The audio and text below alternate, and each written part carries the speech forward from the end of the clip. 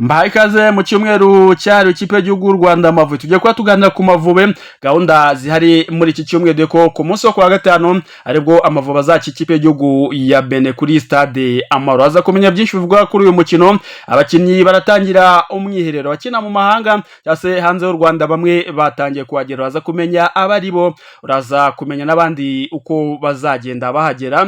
Ese rutezamu mushya w'Amavubi Joy Lance Mikelz y'Amavubi ko ashobora kutitabira ubutumire yari yahawe, dore ko ari ubwa mbere agiye kwitabira imikino y'ikipe y'igihugu. Ese byamugendekeye gute, n'iki gituma atitabira iyi mikino? Turaza kuba tubigaruka mu gihe ikipe y'igihugu ya Benin yo tuzakina tayari yamaze guhaguruka muri Benin Ikotono yerekeza mu Rwanda hoje gutegura uyu mukino. Ni umukino ufite byinshi uvuze, haba ku Mavubi haba no kuri Benin. Byose turaza kuba tubigarukaho muri iki kiganiro. Turaza kugaruka kandi kuri APR Football Club yaresezerewe n'abakinnyi bayo, uko gahunda zimeze, abajya mu makipe y'ibihugu byose turafite muri iki kiganiro, dore ko yasezerewe na ekipe ya Pyramids ku giteranyo cy'ibitego 5 byose ku busa mu mikino yombi, abo mu Rwanda n'uwo mu Misiri. Turaganira rero byose, icyo usabwa wowe ni ukugumana natwe tukabana tukaganira ku Mavubi. Twinjiye mu cyumweru cyari Amavubi, umunsi ku munsi tukugezaho amakuru ariko bwa mu ikipe y'igihugu y'u Rwanda Amavubi uko akina ikipe y'igihugu ya Benin ndetse na Lesotho muri rusange. Rero icyo ngusaba ni kimwe, niba utarakanda kuri subscribe, igihe n'iki ngiki ngukore kugira ngo ujye ubona updates zose zivugwa ku ikipe y'igihugu y'u Rwanda Amavubi, ndetse kandi ntugakure urushinge rwawe kuri Radio Flash ndetse na Flash TV, kuko naho tuba tuhabaye tukugezaho sports updates, haba mu makuru muri rusange ya saa 7 ndetse na ya saa 8. Ikaze kuri imwe mwese ro muri hatandukanye, waba uri mu Rwanda cyangwa se uri hanze y'u Rwanda, kandi subscribe ubundi ukande kuri like y'ino video, muri commentaire udutima twinshi tw'umutuku niba uri inyuma ikipe y'igihugu y'u Rwanda Amavubi. Duhere kuri rutayizamu wari wahamagaye mushya, bamwita Joy Lance Mikelz, urukaga guhamagarwa mu ikipe y'igihugu Mavubi ku nshuro ye ya mbere. Rero uyu ashobora kutitabira ubu butumire nyuma yuko avunikiye mu mukino ikipe akinira ya Saba FK yo muri Azerbaijan. Rero iyi ekipe yatsinze Kravan Evraki ibitego 2 byose ku busa. Ni mukino wabaye ku munsi wo ku cyumweru tariki 5 z'ukwezi kwa 10.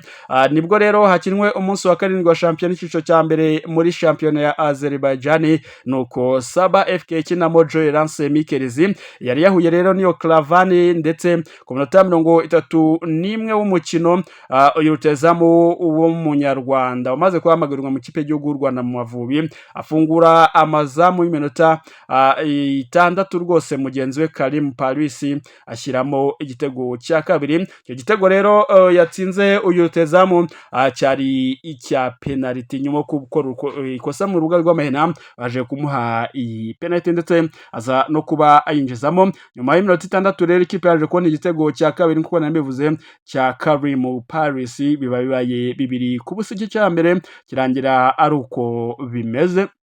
Mikelz rero wagize umukino mwiza kuri uwo munsi wa 7 wa shampiyona, yaje no kugira ikibazo cy'imvune ku munota wa 11 w'inyongera, dore ko minota 90 y'umukino yo yari yarangiye, ubwo yagonganaga rero n'umunyezamu wa Kravan wita Kamran Ibrahimovic. Baje kugongana ku munota 111 muri rusange. Mikelz rero yavuwe n'abaganga b'ikipe mu kibuga, cyase bamuvuriye mu kibuga, ariko biba iby'ubusa. Hahamagazwa imbangukiragutabara ari nayo yamukuye mu kibuga imwihutana ku bitaro. Ntabwo haratangazwa ubwoko bw'imvune uyu mukinnyi yagize ndetse n'igihe azamara hanze y'ikibuga, turakomeza kubitkurikirana. Ibi bisobanuye ko rero bashobora kutagaragara ubwo Amavubi azaba yakira ikipe y'igihugu ya Benin. Ni ku munsi wo kwa gatanu, harabura iminsi 4 gusa, azaba itariki ya 10 z'uku kwezi kwa 10 kuri stade Amahoro ku isaha y'isa 10 12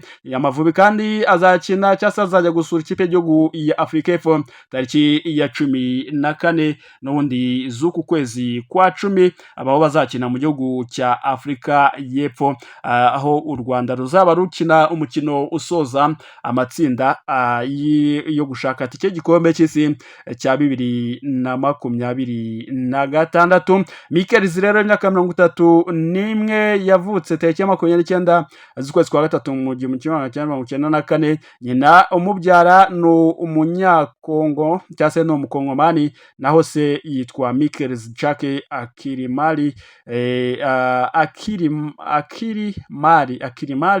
ni umunyarwanda yavukiye mu gihugu cy'Ubudage. Yatangiye gukina umupira w'amaguru afite imyaka 4 mu ikipe y'abato ya VSV Amen, nyuma yinjira mu ishuri ry'umupira rya Borussia Mönchengladbach aho yamaze imyaka yose 8. Mu mwaka w'imikino ya 2013 yigaragaje cyane mu ikipe y'abatangiye imyaka 19 ya Mönchengladbach, atsinda ibitego 17 anatanga imipira 3 ivamo ibitego, byanatumye ikipe ye igera muri kimwe cya kabiri cya DFB Junior Cup, igikombe cy'igihugu mu bato hariya mu gihugu cy'Ubudage.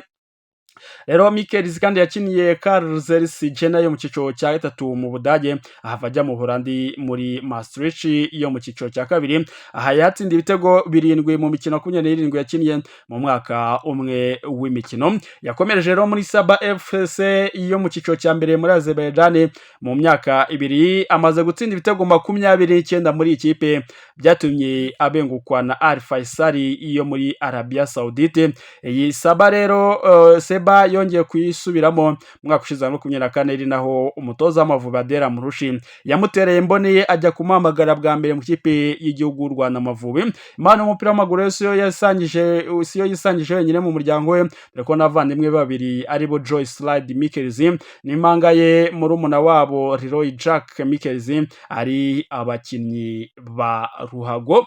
Rero uwo ni umwe Amavubi ashobora kuba agiye kuba yatakaza muri izi qualification z'igikombe cy'isi, akaba yagize imvune mu mukino. Ekipe ye nundi yari yitwayemo neza ndetse ko yari anatinze igitego ho akiri kare cyane. Rero uyu ashobora kutagaragara, amahirwe menshi nuko atazagaragara mu ikipe y'igihugu Amavubi. Ikindi wamenya kandi nuko abasore b'ikipe y'igihugu Amavubi baje kubahamagarwa, abenshi baraza gutangira umwiherero kuri uyu wa mbere. Ni umwiherero baza gukorera kuri hoteli imwe hano i Kigali bitegura uyu mukino w'ikipe y'igihugu ya Benin. Rero abasore bahamagawe nagiye mbagarukaho kenshi, ariko icyo wamenye nuko abanyamahanga bakina mu Rwanda nako bakina hanze y'u Rwanda barimo myugariro Mutsinzi Ange Jimmy nawe ukina muri Azerbaijan, Manzi Thierry ukinira Al Ahly Tripoli na Mugisha Bonheur ukina Al Masry mu Misiri. Abo ni bamwe mu bakinnyi ikipe y'igihugu Amavubi bamaze kugera mu mwiherero bitegura umukino wa Benin ku munsi wo kuwa gatanu. Rero ubwo Manzi Thierry we shampiyona yabo ntiratangira kuko yasojwe nyuma y'izindi zose, akaba we yarari mu biruhuko n'undi mu Rwanda. Bizimana Jad nawe agomba guhita atangira n'abandi umwiherero ko akinana na Manzi Thierry, shampiyona bikaba itaratangira. Rero abo ni bamwe mu bagomba gukina gutangira umwiherero mu ba mbere. Abandi bagomba gutangira umwiherero n'abakina mu Rwanda, by'umwihariko batandatu bakina muri APR bo baraza guhagurukira mu Misiri kuri uyu wa mbere nijoro ku saa 4, aho bazagira mu Rwanda ku rukerera rwose rwo kuwa gatatu cyangwa se ni kuwa kabiri azagera mu Rwanda. Nabo uko ari batandatu bahamagaye mu ikipe y'igihugu bagahita batangira umwiherero mu ikipe y'igihugu y'u Rwanda Amavubi. Wa Rayon Sport bamwita rwose Shimimana Emmanuel Kabange, nawe akaza kubatangira umwiherero kuri uyu munsi. Muri rusange ba Anisete bakina muri Tunisia, ba Nshuti Innocent muri Tunisia, nabo biteganyijwe ko kuri uyu wa kabiri baza kuba bahageze bitegura uyu mukino. Nabwo kandi ko ikipe y'igihugu ya Benin nayo izakina n'u Rwanda yamaze gufata rutemikirere igana mu Rwanda eje gukora umwiherero yitegura iminsi 4 umwiherero rero w'iminsi 4 bategura uyu mukino ubwo ngubwo ni ukuvuga ko bagiye kumara iminsi ine mu Rwanda bitegura umukino w'ikipe y'igihugu y'u Rwanda Amavubi. Ni ibintu bitoroshye rero, ikipe y'igihugu ya Benin ikaba ariyo inayoboye itsinda rya gatatu u Rwanda rurimo n'amanota agera kuri 18, aho bangana n'ikipe y'igihugu ya Afurika y'Epfo. Ikipe y'igihugu ya Nigeria n'u Rwanda ziri ku mwanya wa gatatu n'uwa kane, zinganya nazo amanota agera kuri 11. U Rwanda rero hasabwa gutsinda Benin kugira ngo rube rwafata umwanya wa kabiri cyangwa se uwa mbere bishobotse, kuko rwari rufite amanota agera kuri 18 muri rusange. Ni ugutegereza tukareba niba kuwa gatanu bazaba bitwara neza. Mbibutse ko kugura tike na kanyenyeri 393 kanyenyeri 5 kanyenyeri 939 kanyenyeri 5 akanyenyeri 1 urwego, nuko wagura itike yawe ya make ni 2,000 muri stade Amahoro, uko ari imizenguruko 2 muri rusange.